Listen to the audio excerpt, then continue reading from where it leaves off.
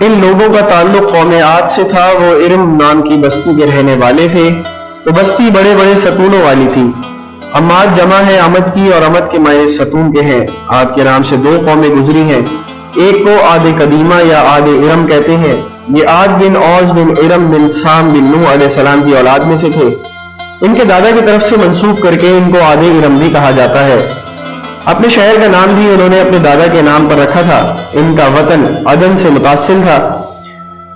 ان کی طرف حضرت ہود علیہ السلام مابعوث کیے گئے تھے، لیکن قوم عاد کی بدعمالیوں کے سبب جب انہیں تباہ کر دیا گیا تو حضرت ہود علیہ السلام موت کی طرف مراجعت کر گئے۔ ان کی رہائش احقاف کے علاقے میں تھی۔ حضرت ہود علیہ السلام کی وفات یہیں پر ہوئی۔ احقاف میں بسنے والے اس قوم نے بہت ترقی کی۔ اللہ تعالیٰ نے اس قوم کو غیر معمولی قد و قامت اور قوت عطا فرمائی تھی۔ ان میں ہر ایک شخص کا قد کم از کم 12 گز کا ہوتا تھا۔ طاقت کا یہ حال تھا کہ بڑے سے بڑا پتھر جس کو کئی آدمی مل کر بھی نہ اٹھا سکیں، ان کا ایک آدمی ایک ہاتھ سے اٹھا کر پھینک دیتا تھا۔ یہ لوگ طاقت و قوت کے بل بوتے پر پورے یمن پر قابض ہو گئے۔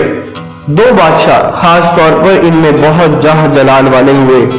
وہ دونوں بھائی تھے، ایک کا نام شدید تھا جو بڑا تھا، دوسرے کا نام شداد تھا جو اس کے بعد تخت نشین ہوا۔ یہ دونوں وسیع علاقے پر قابض ہو گئے اور بے شمار لشکر و خزانے انہوں نے جمع کر لیے تھے۔ عاد ارم کا قصہ شداد نے اپنے بھائی شدید کے بعد سلطنت کی رونق و کمال کو عروج تک پہنچایا۔ دنیا کے کئی بادشاہ اس کے باج گزار تھے۔ اس دور میں کسی بادشاہ میں اتنی جرأت و طاقت نہیں تھی کہ اس کا مقابلہ کر سکے۔ اس تسلط اور غلبے نے اس کو اتنا مغرور و متکبر کر دیا کہ اس نے خدائی کا دعویٰ کر دیا۔ اس وقت کے علماء و مصلحین جو سابقہ انبیاء کے علوم کے وارث تھے اسے سمجھایا اور اللہ کے عذاب سے ڈرایا، تو وہ کہنے لگا جو حکومت و دولت اور عزت اس کو اب حاصل ہے، اس سے زیادہ اللہ تعالیٰ کی عبادت کرنے سے کیا حاصل ہوگا؟ جو کوئی کسی کی خدمت و اطاعت کرتا ہے یا تو عزت و منصب کی ترقی کے لیے کرتا ہے یا دولت کے لیے کرتا ہے، مجھے تو یہ سب کچھ حاصل ہے، مجھے کیا ضرورت کہ میں کسی کی عبادت کروں؟ حضرت ہود علیہ السلام نے بھی اسے سمجھانے کی کوشش کی لیکن بے سود۔ سمجھانے والوں نے یہ بھی کہا کہ یہ حکومت و دولت ایک فانی چیز ہے، جبکہ اللہ تعالیٰ کی اطاعت میں آخروی نجات اور جنت کا حصول ہے جو دنیا کی ہر دولت سے بہتر اور زیادہ قیمتی ہے۔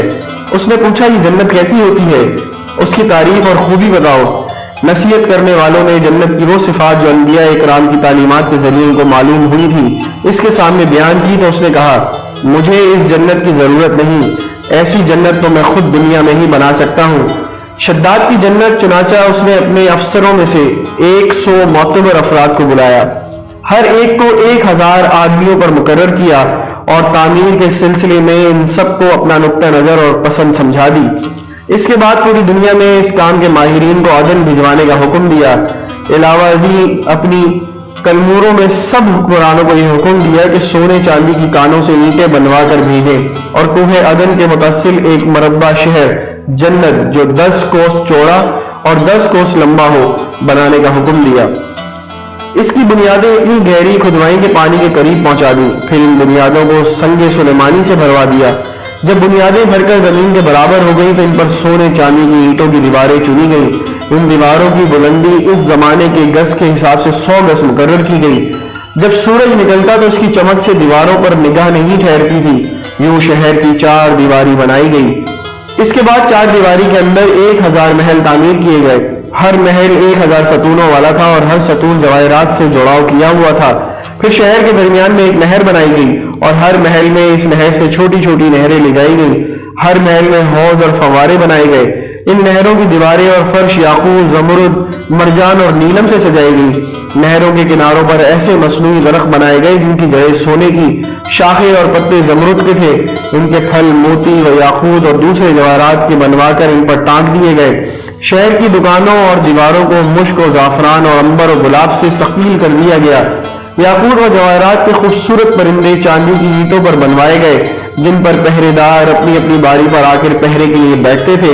جب تعمیر مکمل ہو گئی تو حکم دیا کہ سارے شہر میں ریشم و زردوزی کے قالین بچھا دیے جائیں گے۔ پھر نہروں میں سے کسی کے اندر میٹھا پانی، کسی میں شراب، کسی میں دودھ اور کسی میں شہد و شربت جاری کر دیا گیا۔ بازاروں اور دکانوں کو کم خواب اور زربفت کے پردوں سے آراستہ کیا گیا اور ہر پیشہ و ہنر والے کو حکم ہوا کہ اپنے اپنے کاموں میں مشغول ہو جائیں، اور یہ کہ اس شہر کے تمام باسیوں کے لیے ہر وقت ہر نوع قسم کے پھل میوے پہنچایا کرے۔ 12 साल की मुद्दत में ये शहर जब इस सजावट के साथ तैयार हो गया तो तमाम उमरा व अरकान दौलत को हुक्म दिया कि सब इसी में आबाद हो जाएं। फिर शद्दाद खुद अपने लाओ लश्कर के हमरा इंतहाई तकब्बुर और गरूर के साथ इस शहर की तरफ रवाना हुआ। बाज़ उलमाए व मुसल्लिहीन को भी साथ लिया और रास्ते भर इनसे ठट्ठा और तमसखुर करते हुए इनसे कहता रहा, ऐसी जन्नत के लिए तुम मुझे किसी और के आगे झुकने और जलील होने का कह रहे थे। मेरी कुदरत और दौलत तुमने देख ली। जब करीब पहुंचा तो तमाम शहर वाले इसके इस्तकबाल के लिए शहर के दरवाजे के बाहर आ गए और इस पे ज़र व जवाहिर निशावर करने लगे। इसी नाज़ो अदा से चलते हुए जब शहर के दरवाजे पर पहुंचा तो रिवायत है कि अभी उसने घोड़े की रकाब से एक पांव निकालकर दरवाजे की चौखट पर रखा ही था कि उसने वहां पहले से एक अजनबी शख्स को खड़े हुए देखा। इसने पूछा, तू कौन है? उसने कहा, मैं मलकुल मौत हूँ। पूछा, क्यों आए हो? उसने कहा, तेरी जान लेने। शद्दाद ने कहा, मुझको इतनी मोहलत दे कि मैं अपनी बनाई हुई जन्नत को देख लूं। जवाब मिला, मुझको हुक्म नहीं। कहा, चलो इस कदर ही फुर्सत दे दो कि घोड़े पर से उतर आऊं। जवाब मिला, इसकी भी इजाजत नहीं। चुनाचे अभी शद्दाद का एक पांव रकाब में और दूसरा चौखट पर ही था कि मलकुल मौत ने उसकी रूह कब्ज कर ली। फिर हजरत जिब्राइल अलैहिस्सलाम ने बड़े जोर से एक हवलनाक चीख मारी कि उसी वक्त तमाम शहर माँ अपनी आलोशान सजावटों के ऐसा जमीन में समाया कि इसका नाम और निशान तक बाकी न रहा। कुरान पाक में इसका जिक्र इस तरह से हुआ है, वो जो इल्म थे बड़े सतूनों वाले और शहरों से इसके मानिंद कोई शहर शानदार न था।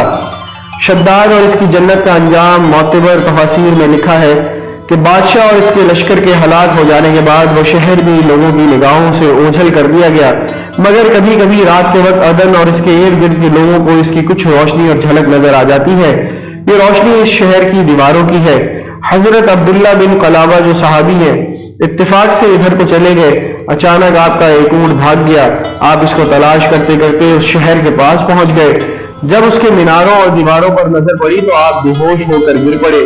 जब होश आया तो सोचने लगे कि इस शहर की सूरत हाल तो वैसे ही नजर आती है जैसे नबी करीम सल्लल्लाहु अलैहि वसल्लम ने हमसे शद्दाद की जन्नत के बारे में बयान फरमाई थी। ये मैं ख्वाब देख रहा हूँ या इसका किसी हकीकत से भी कोई ताल्लुक है? इसी कैफियत में उठकर वो शहर के अंदर गए। इसके अंदर नहरें और दरख्त भी जन्नत की तरह के थे, लेकिन वहां कोई इंसान नहीं था। आपने वहां पड़े हुए कुछ जवाहरात उठाए और वापस चल दिए। वहां से वो सीधे उस वक्त दारुल खिलाफा दमश्क में पहुंचे। हजरत अमीर माविया रज़ी अल्लाह ताला अन्हु वहां मौजूद थे। वहां जो कुछ माजरा इनके साथ पेश आया था उन्होंने बयान किया। हजरत अमीर माविया ने इनसे पूछा, वो शहर आपने हालत बेदारी में देखा था या ख्वाब में? हजरत अब्दुल्ला ने बताया कि बिल्कुल बेदारी में देखा था।